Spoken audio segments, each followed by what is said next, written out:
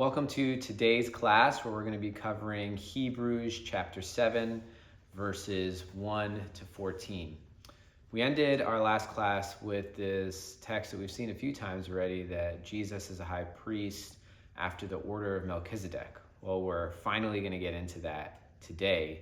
And for the next few classes, as we're going to be diving into the priesthood of Christ and what that means, who is Melchizedek, that will be a focus today, and then jumping into the Levitical priesthood. And essentially all of this is going to be proving how Jesus is a capable, a fully effective high priest and what that means for us. And so we'll start off in chapter 7, verse 1. And the first section here, we're just going to be introduced to Melchizedek if you're not familiar with him. We'll see right here. For this Melchizedek, king of Salem, priest of the Most High God, met Abraham returning from the slaughter of the kings and blessed him. And to him, Abraham apportioned a tenth of everything. So a lot happened there. This story is in Genesis chapter 14.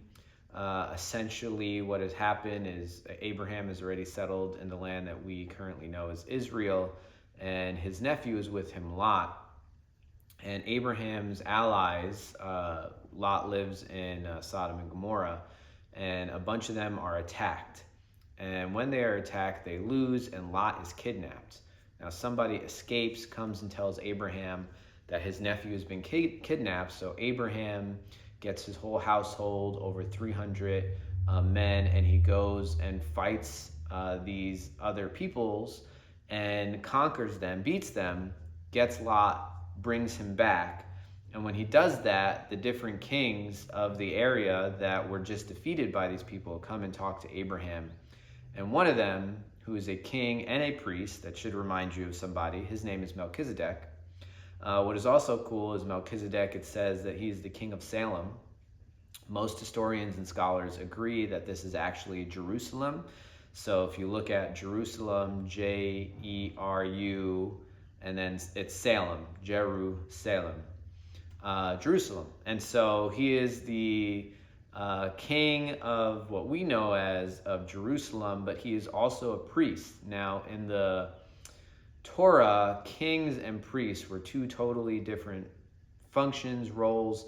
Kings could not be priests, priests could not be kings. And so there is going to be a lot of types and shadows of Jesus in Melchizedek, which is what the author of Hebrews is trying to say, and he's going to relate it back to the Messianic Psalm in Psalm 110. And so it's not like he's making this up. He's saying how all of this comes from the scripture. And so Melchizedek, when Abraham gets the spoil, gets Lot, brings him back, blesses Abraham, prays for him, a blessing over him, and Abraham tithes to him.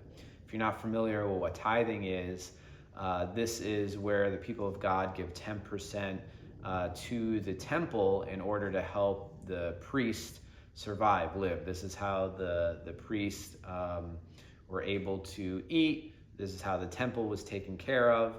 And so Abraham takes 10% of the spoil. He gives it to Melchizedek, gives it to the priest, after the king, Melchizedek, blesses him. And then we see he is first, by translation of his name, King of Righteousness, and then he is also King of Salem. And that is King of Peace. So Melchizedek is actually the first priest that we see in the Bible in Genesis. We just get a translation of his name here. Again, he's being introduced as a character. His name, Melchizedek, means righteousness, so he's King of Righteousness. And then the word Salem means priest, so he is also King of Peace. And so King of Righteousness, King of Peace, again, connections should be made with how you view Jesus. He is without father or mother or genealogy, having neither beginning of days nor end of life, but resembling the Son of God. He continues a priest forever. So that word right there, resembling, is really important because this is a type and shadow, again, of Jesus. And so the basis for priesthood in the Levitical priesthood and in the Torah law was all based off of genealogy. Who who was your descendant's father. So Aaron was the first high priest, and only his children could be priests, and only a specific part of his genealogy could be high priest. And so to introduce Melchizedek, who we aren't given his father, his mother, his genealogy, we aren't told when he was born, we aren't told when he dies, he has neither beginning of days nor end of days, is essentially saying that genealogy was not the basis of his priesthood, and we know that his priesthood was legitimate because Abraham tithed to him. And so just like Jesus, who his priesthood is not tied to his father and mother, is not tied to anything like this, he has no beginning or end of days. We understand him as, right, he before time began and will last after time began. So Melchizedek's priesthood continues forever, resembling the Son of God, who's the author will now make an argument throughout Hebrews 7 that his priesthood is permanent and forever. And so we get introduced to Melchizedek. We learn a lot of stuff about him, resembles a lot of Jesus, and let's continue to jump in. See how great this man was, to whom Abraham the patriarch gave a tenth. So this whole paragraph we're going to read is going over tithes and the greatness of Melchizedek. Gave a tenth of his spoils, and those descendants of Levi who received the priestly office have a commandment in the law to take the tithes from the people. So we're getting explained how this works, right? The Levites would get the tithes from all the other 11 tribes from the people. That's how the priestly tribe, the Levites, would survive. Since they didn't have their own land, and their inheritance of the promised land was not land portions, their inheritance was God. And so in order to help them survive, the tithes were given to them. That's how they maintained the temple, their families, and all of that stuff. And so all of this, they are descendants of Abraham. This is important here. It is beyond dispute that the inferior is blessed by the superior. So since Abraham was blessed by Melchizedek, we know that Abraham submitted to him. Melchizedek was a great priestly figure. And then Abraham gives his tithes to Melchizedek.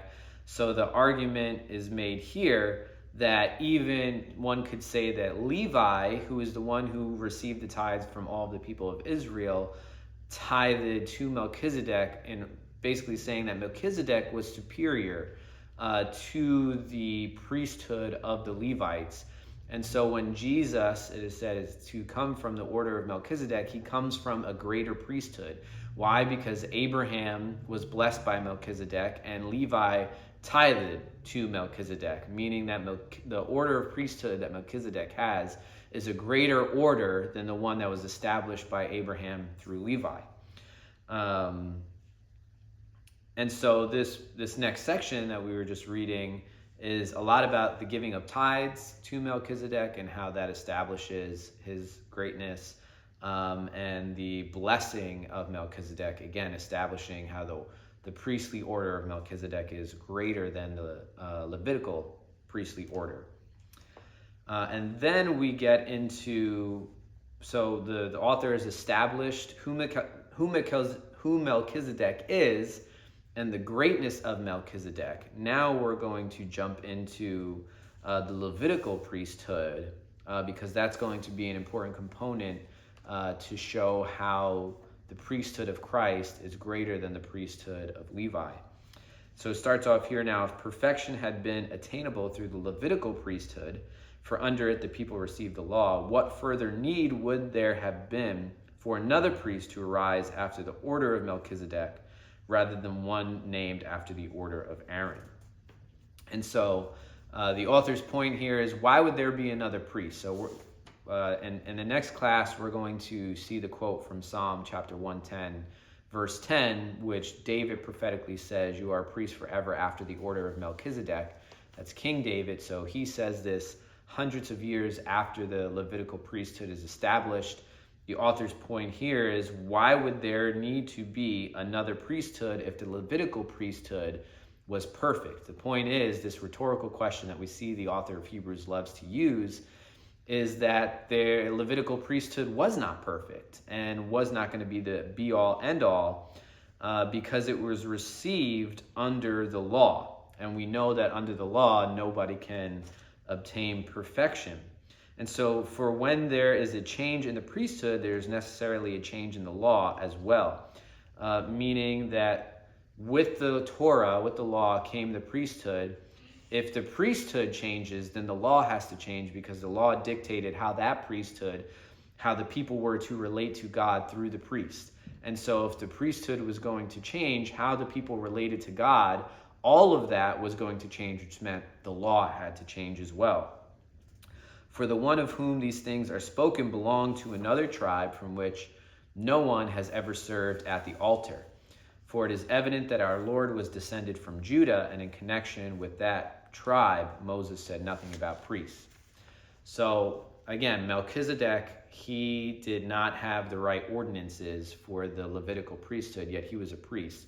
Jesus did not come from the tribe of Levi, so in order to establish that his priesthood was legitimate and good, we have to call to something outside the Torah, outside the Levitical priesthood, because Jesus does not come from that order. He comes from a greater order, the order of Melchizedek.